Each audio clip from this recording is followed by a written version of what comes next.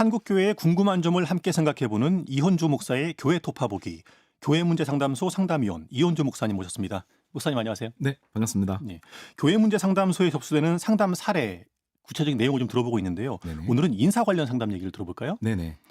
인사 관련 상담은 주로 어떤 유형들이 있나요? 인사 관련 상담은 주로 교회 내에서 이제 억울하게 교회 권징을 받은 경우, 징계를 받은 경우, 뭐 이런 경우일 겁니다. 교회 권징이나 징계에 대한 종류가 굉장히 여러 가지예요. 이게 교단마다도 다르고 그렇습니다. 가볍게 충고하는 뭐 권계 혹은 꾸짖고 회개하고 돌이켜라라고 하는 내용의 뭐 견책부터 시작해서 뭐 면직이나 출교 제명에 이르기까지 다양한 구분으로 이제 그 권징의 종류가 징계의 종류가 있는데요. 그 중에서도 제명 출교 혹은 면직에 관련된 부분이 교회 안에서 자주 일어나고 있고요. 이 면직과 그다음에 출교에 대한 것, 제명에 대한 것이 불법적으로 또 온당치 않은 또 정상적인 방법이 아닌 경우에서 많이 발생하고 있고, 이런 문제 때문에 구명해 달라고 해서 저희들 상담소에 상담하시는 경우들이 많습니다. 예, 교회 안에서 뭐 부교역자가 될 수도 있고 또 교인이 될 수도 있고 네네. 징계가 이루어지는데 그것이 불법적으로 이루어져서 갈등이 생기는 그렇죠. 사례가 있다는 그렇죠. 말씀인데 인사 분쟁이 생기는 이유가 뭔가요? 인사 분쟁이 생기는 이유는 일단은 첫 번째로 다른 문제의 연장선상에 있습니다. 즉 인사 문제만 독단적으로 발생되는 것은 아니고요. 재정 문제나 여러 세습 문제, 다양한 문제를 피하기 위해서 이를 문제 삼고 질문하는 사람들을 면직하거나 제명하는 것이죠. 그냥 걸림돌을 제거한다, 이렇게 보시면 좋겠어요. 즉 담임 목사에게 어떤 문제가 생겼는데 이 문제를 어떤 교회 성도나 부목사나 또 혹은 장로님들이 문제 제기를 하게 될 때 괘씸죄에 걸리는 거죠. 담임 목사에게 이렇게 반항하고 저항하고 그러면 되나? 그런 식으로 해서 그러면 가장 먼저 있는 내용이 이제 인사 전행, 즉 면직하고 제명 처리를 하는 겁니다. 예를 들자면 이런 것들이 있어요. 어떤 교회에서 담임 목사님이 이제 갑자기 임시당회와 임시공동회를 열고 정관을 바꾸고 본인이 이제 은퇴 시기가 됐기 때문에 전별금 문제, 이런 문제를 굉장히 과도하게 선정하는 일들이 있었습니다. 그러면서 교회 대출도 일으키자, 이렇게 된 거죠. 그리고 본인의 아들에게 물려주는 이야기들까지 임시공동회를 통해서 다 통과시켜 버린 거예요. 그런데 당시 목사 편에 있는 사람들이 아니라 이제 반대쪽에 있는 사람들은 이런 과정들이 좀 문제가 있었어. 공동회의를 하려면 안건들을 미리 알려줬었어야 하고, 그리고 정상적으로 굉장히 중요한 대출의 문제나 아니면 그 다음에 교회의 후임자를 정하는 문제, 이런 문제들에 대해서는 조금 더 공식적인 절차를 밟았어야 되는 것이 아니냐라고 하는 것을 이제 문제 제기를 한 분들이 있었어요. 문제 제기를 한 분들이 장로님들부터 시작해가지고 한 200여 명이 됐는데 이 분들을 교회에서는 면직 제명 처리한 교회가 실제로 있습니다. 네. 굉장히 큰 교회이기도 하고 또 거기에 관련된 연관된 분들이 많기도 한데요. 근데 이것처럼 목사가 어떤 일들을 하려고 하는데 이것에 대해서 문제를 삼거나 의문을 제기하는 사람들을 이렇게 면직 제명 처리를 하는 거죠. 또 다른 교회는 정관을 위조해서 이제 대출을 시도하다가 장로에게 적발된 목사님이 있거든요. 근데 이 목사라고 부르기도 좀 뭐하지만 아무튼 그분이 결국에는 임시당회를 열고 임시교인총회를 열어서 장로의 직무권을 이제 배제시키고 면직시키는 거죠. 그리고 나서 이제 면직뿐만이 아니라 제명까지 시키는 겁니다. 근데 이런 일을 하는 이유가 있어요. 결국에는 목사가 잘못한 경우에 또 목사가 뭔가 부조리한 일들을 저질렀을 때에 해당 교회의 인사 권한을 결국 당회장이 가지고 있잖아요. 담임 목사님이 가지고 있으니까 그 인사 권한을 통해서 인사 권한을 가지고 본인이 하고자 하는 것, 그리고 본인의 잘못을 은폐하는 일들로 이런 것들을 사용하고 있는 거죠. 더욱이 이제 설교권도 가지고 있기 때문에 매번 설교 시간에 이번 인사에서 있었던 일들, 즉 담임 목사에 대해서 뭔가 이제 의문을 제기했던 사람들을 끊임없이 음해하는 것도 하고, 그러면서 교인 총회에서도 본인의 어떤 정당성을 계속해서 입증하려고 하는 일들, 이런 것들 때문에 계속해서 교회 안에서는 인사 전행의 문제가 생기는 것 같습니다. 면직하고 제명되는 것이 되게 어려워요. 구명하려면 결국에는 이제 가처분 소송을 통해서 이제 다 구명할 수 있는데, 이런 부분들이 복잡한 것을 알고 또 목사는 목사 나름대로 본인의 죄, 또 본인의 어떤 연약함들 혹은 본인의 잘못들을 이렇게 은폐하는 일에 인사 전행, 면직 제명을 혹은 출교를 사용하고 있는 것으로 많이 저희들의 상담 접수가 되고 있습니다. 예. 근데 그런 부분들이 절차적으로나 그 정해진 교회 법에 따르지 않고 불법적으로 이루어지기 때문에 갈등이 생기는 거 네, 아니겠습니까? 그렇죠. 인사 관련 문제가 안 생기려면 제도적으로 뭐 보완되어야 되겠다 하는 생각을 해보게 되는데 네. 이미 있는 제도도 지켜지지 않고 있다는 거잖아요. 네, 그렇습니다.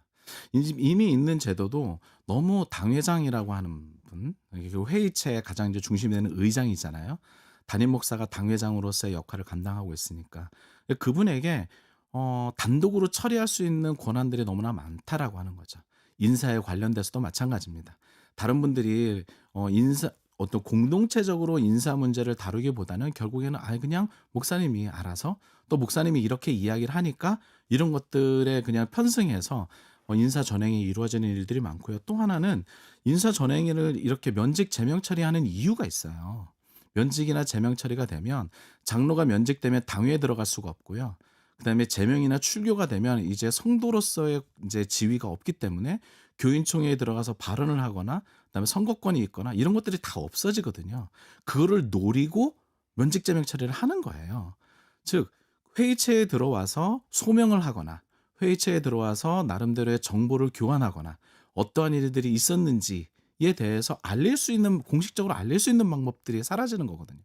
결국 그런 일들을 노리고 결국에는 이렇게 인사 전행들이 있거든요. 그러면 도리어 이것이 한두 사람, 특히 담임 목사나 당회장의 어떤 결심에 의해서 움직일 것이 아니라 적법한 절차, 즉 공동체적 결의를 통해서 잘 할 수 있도록 하는 일이 필요로 하고 또 하나는 말씀드린 것처럼 인사 전행의 문제가 앞에 이미 선행된 문제가 있다.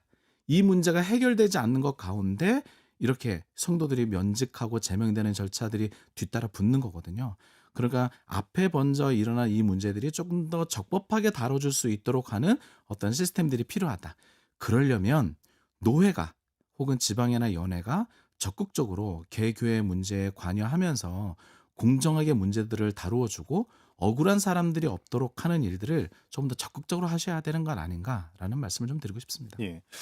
끝으로 인사 잡음 없이 잘 운영하는 교회 사례를 들어보고 싶은데 네, 사실 뭐 갈등이 드러나지 네, 않으면 잘하고 있는 것인지 네, 아니면 뭐 문제가 있어도 이게 드러나지 않는 것인지 알 수 없잖아요. 네, 네. 어 인사 관련된 문제가 있었지만 잘 해결한 교회 사례가 있으면 좀 말씀해 예. 주시겠어요?